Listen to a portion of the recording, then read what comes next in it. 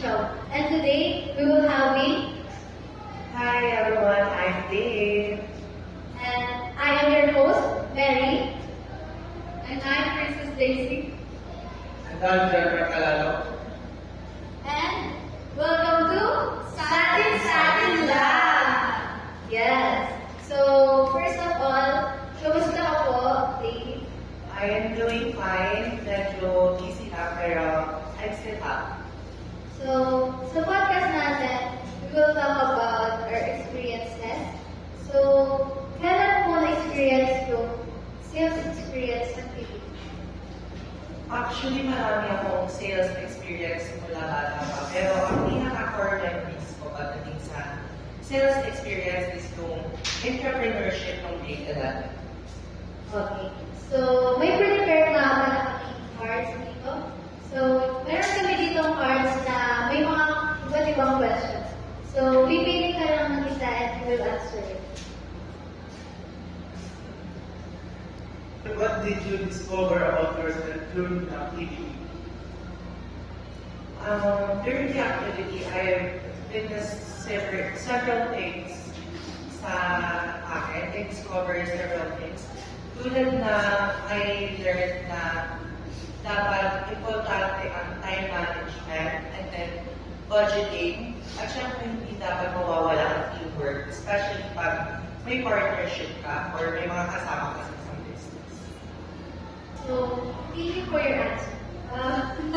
So, may isa pa tayong questions. Muna ka ulit.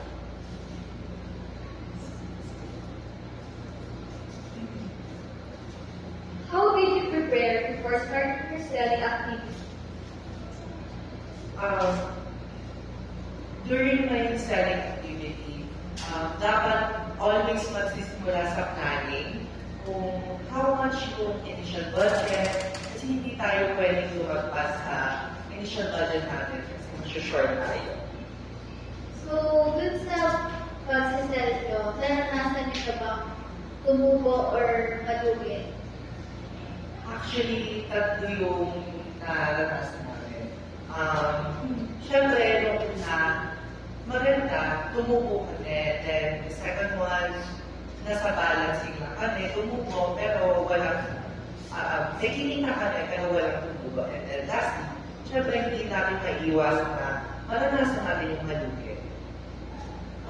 Ano naman, Brad, ang pinaka-nagtapat ngayon na event?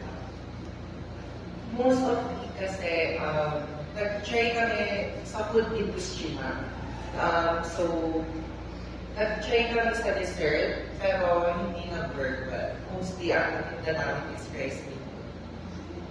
Okay, so for our last card questions, hindi ko po.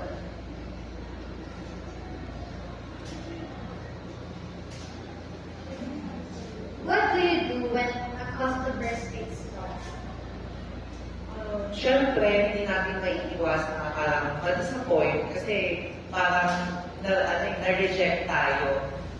But, siyempre, nasa business industry tayo, dapat matatag yung loob natin and very extroverted tayo. So, we should accept no for an answer.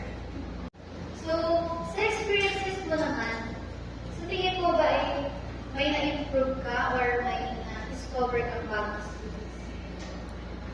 Sa sales, pagdating sa sales, dapat hindi tayo magastos agad. Matuto tayo mag-budget, pero dapat quality pa rin yung mga tinitibyan natin. Ano ang experience mo sa podcast?